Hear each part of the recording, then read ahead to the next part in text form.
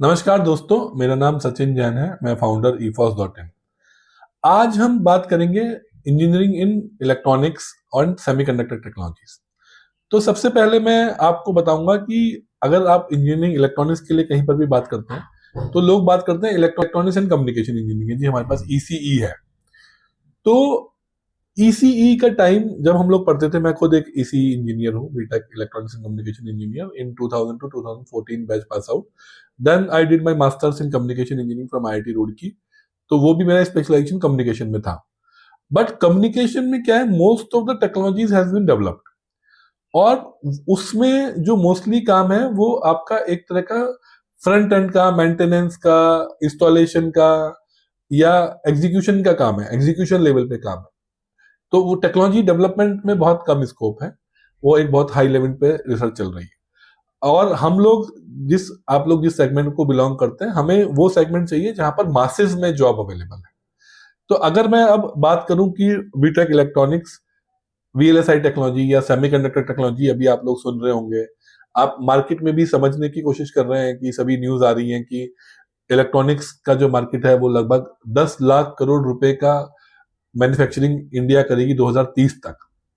अभी जो आज की डेट में कर रही है वो लगभग 3 लाख करोड़ का मैन्युफैक्चरिंग इंडिया कर रही है।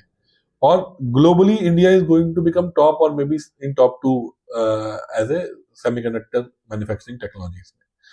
तो यहां पर आप अपॉर्चुनिटी आपको समझने की जरूरत है कि जो कमिंग एरिया है, AI is one segment and VLSI semiconductor manufacturing is another segment, जो एक साथ बैक टू बैक चलेगा। रीजन क्या है उसका आप समझिए कि कोई भी AI, जो भी है AI से रिलेटेड, जो स्मार्ट डिवाइसेस बनेंगे, स्मार्ट होम बनेंगे, कुछ भी अगर प्रोडक्ट्स बनेंगे तो उनके लिए आपको इलेक्ट्रॉनिक्स तो बनाना ही पड़ेगा। और उस इलेक्ट्रॉनिक्स को बनाने के लिए क्या प्रोसेस होता है, उस इलेक्ट्रॉनिक्स की जो चिप होती है, जो उसकी वर्किंग होती है, वो एक सॉफ्टवेयर से डिजाइन होती है। और वो जो सॉफ्टवेयर उसको डिजाइन करता है, फिर वो उसकी वो एक फैब में जाता है, जिसको फैब बोलते हैं, और वहां पर उसका मास लेवल का मैन्युफैक्चरिंग होती है। तो यहाँ पर 2 से 3 तरह के इंजीनियर्स की जरूरत होती है, 3 तरह के इंजीनियर्स की जरूरत होती है लार्जली।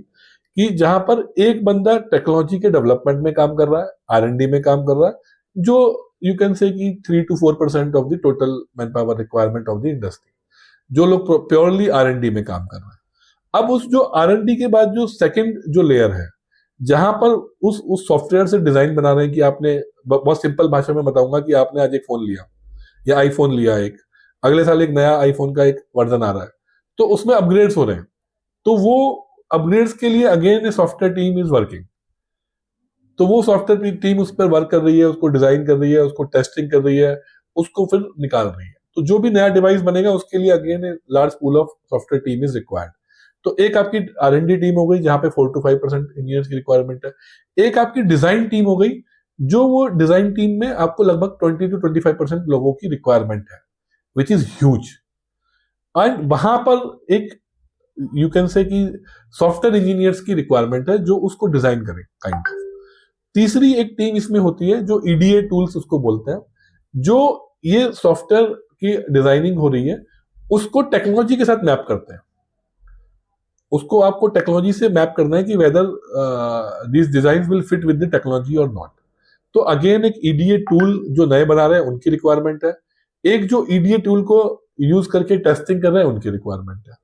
फिर उसके बाद आई थिंक 40 to 50% जो रिक्वायरमेंट होती है वो मैन्युफैक्चरिंग में रिक्वायरमेंट होती है, जहां पर आपके जो है थोड़े लो एंडेड लोग भी चलेंगे, जिनका जो है एग्जीक्यूशन का काम है, और थोड़ा सा मिड लेवल लोग भी यूज होंगे जो फैब में यूज होंगे। तो इस तरह का ये स्ट्रक्चर सेमीकंडक्टर टेक्नोलॉजीज में यूज हो रहा है। और एक इतने मास स्केल पे डिवाइसेस की जरूरत है, डिवाइस के अपग्रेड की जरूरत है, मैन्युफैक्चरिंग की जरूरत है। तो एक huge big big opportunity India में और ग्लोबली अवेलेबल है, जो AI से कहीं से भी कम नहीं है, AI के बराबर है और AI से ज्यादा भी हो सकती है, because it is a, you can say technical requirement, very very specific technical requirement. Same things mechanical में भी अभी आ रही है, digital manufacturing using AI CPS। सेम थिंग आपकी इलेक्ट्रिकल में भी आ रही है, पावर AI का पावर में यूज करना है। तो these are the high end technology जहां पर आपको as at par with the CSE engineer बनना। ऐसा नहीं है कि आपको जाके फैक्ट्री में खड़े होकर मैन्युफैक्चर कराना है कुछ, या आपको सुपरवाइजर बनना है, तो वो तो एक लो एंड जॉब है, वो तो चल रहा है। बट अगर मैं बात करूं तो हाई एंड में भी बहुत टैलेंटेड लोगों की रिक्वायरमेंट है। मैंने अभी एक वीडियो में, अगर आपने सुना होगा, तो बोला था कि दो तरह की जॉब अब दुनिया में एग्जिस्ट करेंगी, या तो लो एंड करेंगी या हाई एंड करेंगी। बीच वाली जो जॉब है उनका रिक्वायरमेंट बहुत कम हो जाएगा, वो ऑटोमेशन में चली जाएंगी चीजें। तो आप लोग अब अगर इंजीनियर बनने का सोच रहे हैं और आपको लगता है कि आपका जो पोटेंशियल है वो सेमीकंडक्टर की तरफ आपका थोड़ा मन है, फिजिक्स की तरफ आपका थोड़ा मन है, आप समझना चाहते हैं कि टेक्नोलॉजी कैसे काम कर रही है, नैनो टेक्नोलॉजी अगर आपने पढ़ा होगा, थोड़ा आप सर्च करिए। आज कल तो आपके पास चैट जीपीटी सब है, आप थोड़ा समझिए कि नैनो टेक्नोलॉजी क्या होता है, उसके नीचे जो टेक्नोलॉजीज अभी नई आ रही है उनमें क्या डिफरेंसेस हैं, वहां पर सॉफ्टवेयर का ईडीए टूल्स का क्या यूज होगा, कैसे हम लोग डिजाइनिंग जब करते हैं तो how we should see the effect of technology also, वहां पर फिर ईडीए टूल कैसे फिट होगा। तो थोड़ा इसको आप एक्सप्लोर करिए इस फील्ड को। तो मैं बोलूंगा कि सब लोग, सारा दुनिया एक एआई की तरफ भाग रही है, बट ये एआई की जितना कॉम्प्लिकेटेड नहीं है, उतना कंपटीशन इस एरिया में नहीं है, और रिक्वायरमेंट बहुत ज्यादा है, रिक्वायरमेंट इज ह्यूज। तो मैं खुद भी कम्युनिकेशन इंजीनियरिंग करने के बाद मैंने भी सेमीकंडक्टर में काम किया। मैं आर&डी सेगमेंट में काम करता था, जहां पे हम लोग जो टेक्नोलॉजी का इंटरफेस है ईडीए टूल्स के साथ, वो हम लोग बनाते थे, इंटरकनेक्ट टेक्नोलॉजीज। तो जैसे अगर आप देखेंगे दो वायर हैं, आपने अगर फिजिक्स पढ़ा होगा, तो उनका आपस में एक इफेक्ट होगा। जब भी हम कोई डिजाइन करेंगे तो जितने भी वायर हैं वो आपस में होंगे, तो उनका जो स्पेसिंग है उसके हिसाब से वो इफेक्ट विल चेंज। तो वो इफेक्ट जो है, आर&डी पीपल विल सजेस्ट कि आपके क्या इफेक्ट्स आ रहे हैं वो, फिर उस इफेक्ट को कैप्चर करके ईडीए टूल बनाना, फिर उस ईडीए टूल के साथ डिजाइन को मैच करना, फिर उस डिजाइन को आपको लेके आना। और pressure of taking new design every day is coming up, और जितनी फैब ज्यादा बनेंगी, जितना ज्यादा एआई भी बढ़ेगा आगे, तो इलेक्ट्रॉनिक्स तो चाहिए, इलेक्ट्रॉनिक्स के बिना तो कुछ नहीं कर सकते। तो इलेक्ट्रॉनिक्स भी एक बहुत अच्छा सेगमेंट है, not the electronics in communication, but electronics with VLSI semiconductor technologies, और इलेक्ट्रॉनिक्स विद ईडीए टूल्स।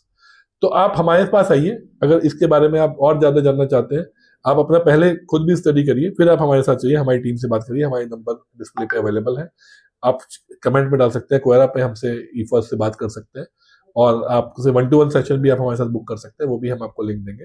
तो ये थोड़ा समझिए इसको, इस कैरियर को भी एक्सप्लोर करिए, इलेक्ट्रॉनिक्स को भी एक्सप्लोर करिए। ऐसा नहीं कि भीड़ में एक ही तरफ सब लोग हम भागे चले जाएं और बाद में फिर दिक्कत हो। तो आपके लिए, सभी 12th स्टूडेंट के लिए बेस्ट ऑफ लक है, एंड थैंक यू।